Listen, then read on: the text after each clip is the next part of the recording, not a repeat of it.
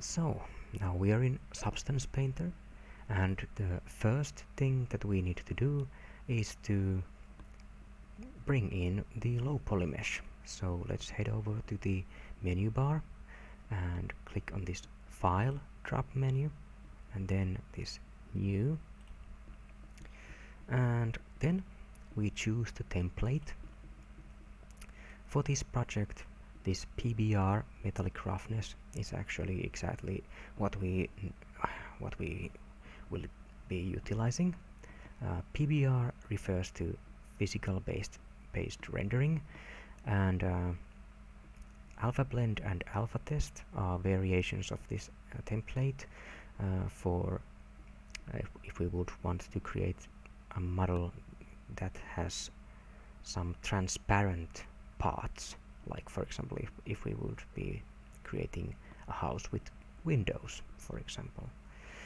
So Alpha Blend and Alpha Test are for something like that. And then there is this SSS, meaning subsurface scattering, perfect for example all sorts of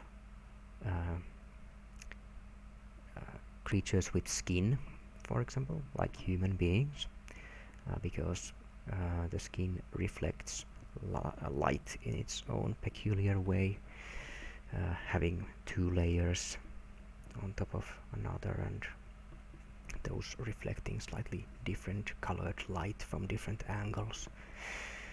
And then we also have specular glossiness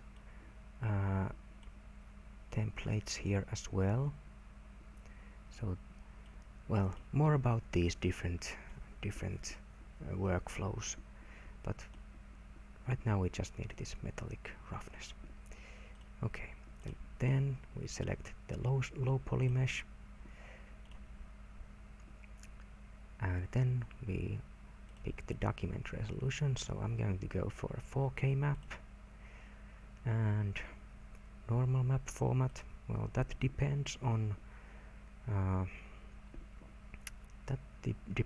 the engine that you're going to be using. DirectX is both utilized by Unity and Unreal, and OpenGL is utilized by Unity. So let's pick DirectX, and compute tangent space per fragment is something that you would need enabled if you were working on for Unreal, but well, I'll leave that unchecked for now. Anyway, then we can go over here and hit OK, and there is the mesh, and there is the UV, the texture, and as you can see, we could have done a slightly better job. So take this as a learning experience. Utilize the UV space slightly better than this. Anyway, there we have the low poly mesh, and it's got those nice hard edges and soft edges throughout, looking good.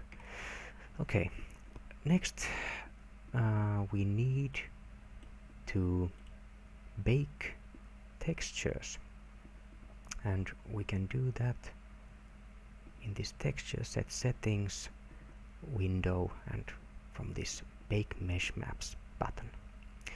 But I want to make this texture settings window slightly bigger, so I'm going to pop this display settings out from there, and let's put it there. So you can pop these out from this button, and then reorganize the UI to your liking. And oh, and by the way, this is texture set list, and as you can see, there is this rock texture set in here, and it was created based on the material that we assigned and named as rock.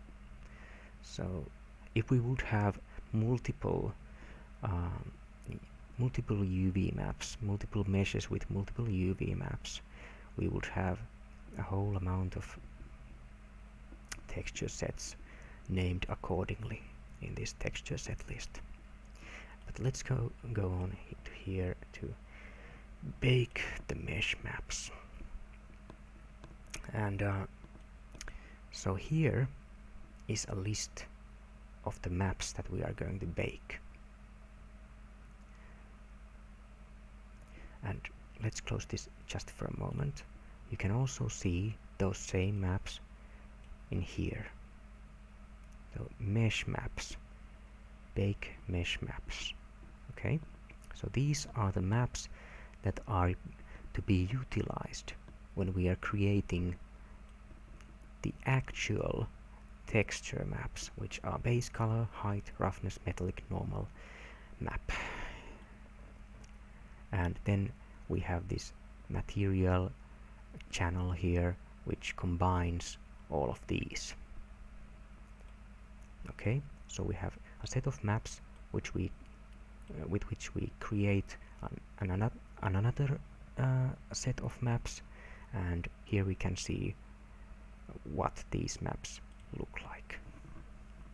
So we can, for example, we can choose this base color map, we can choose normal map, but right now there is nothing in there because we have not created anything. There's nothing here either because we have not baked anything. So let's move on to this material layer and then bake. And first let's uncheck all these. So let's only bake the normal map first. And it's a good idea to create a test bake first. So I'm going to go with a 1K map. Let's take the dilation width to 4 and apply diffusion, and then find the high definition mesh, and I'm going to bump this value to 0.03 and this one as well. And what this max frontal, max rear distance means, it's the distance the baking rays travel. And so this process is called baking, and baking rays are rays that which travel from the low poly mesh towards the normal directions of the low poly mesh. And when these baking rays meet the high poly mesh, it will assign this information which it reads from the high poly mesh into the texture of the low poly mesh, so into the UV coordinates. Okay. And anti-aliasing to 2x2, match by mesh name, even though we only have just one low poly and one high poly. And then let's bake, and there we have it. So now we are witnessing slight problem. It's looking a bit polygonal in there. Let's open up this UV view, texture view, and well, I'm going to bake this slightly bigger so that you see what I mean. Okay, so let's remove this old normal map. Let's bake again, and now I'm going to pop this to 4K and bake it again. Okay, and now we are already seeing slightly better what is going on. So the problem that we have here is that the high poly mesh that we have is too low poly. These are polygons that we are seeing here. I'm going to change this brush size a bit. So these are polygons. We can see them throughout, and this, in some cases, this might not be a problem. Like, for example, if this asset, I'm going to make this slightly bigger.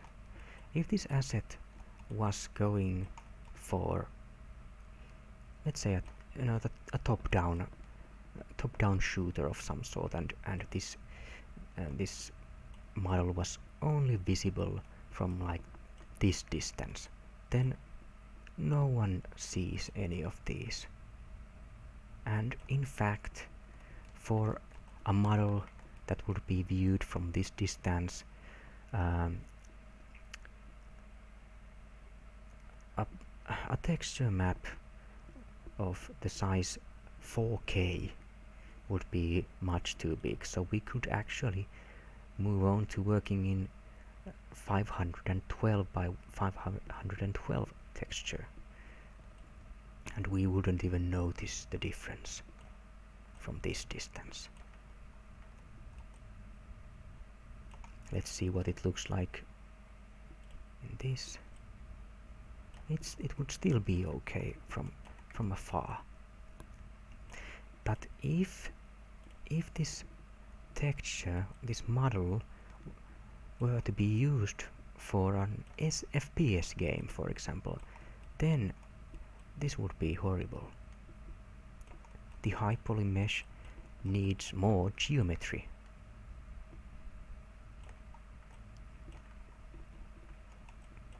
So we're going to bake this again. Let's slide this down a bit, and I'm going to remove this yet again, and I'm going to get rid of this, and I'm going to, so here we have another high poly file, high poly mesh, and it's the same mesh, but it just has a couple of more subdivision levels. So let's bake it again.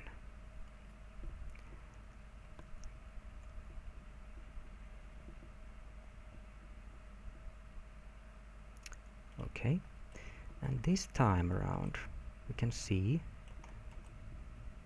that there are no problems.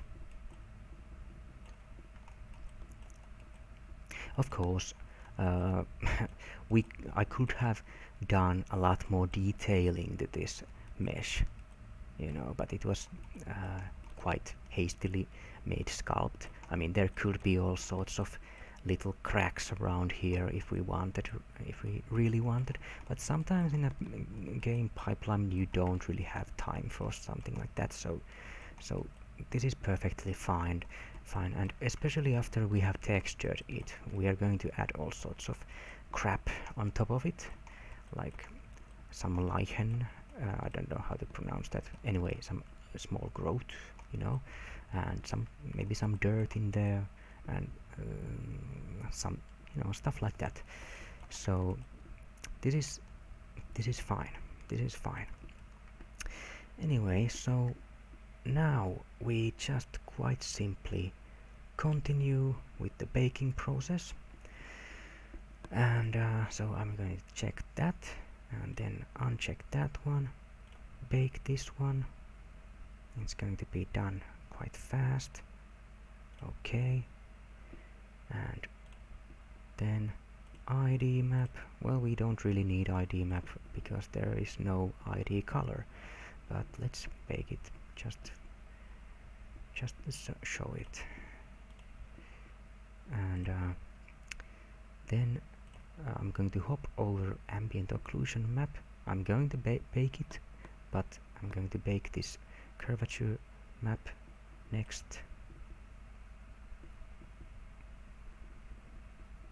Okay.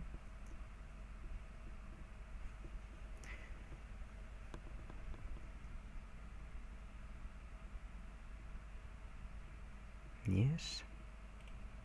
And then I'm going to bake this position map. Yes. And now we can actually also start checking what they look like. So world, space, normal, and ID. Well, as I said, we don't have an ID color assigned in the high poly mesh, so it's just that. And then the curvature map. This one is exceptionally good for all sorts of texturing of finer details. Position map. Position map is utilized, for example, if we have some kind of a particle brush. That if we are using some kind of a particle brush that has some kind of drips or something like that, then we can drips that flow downwards.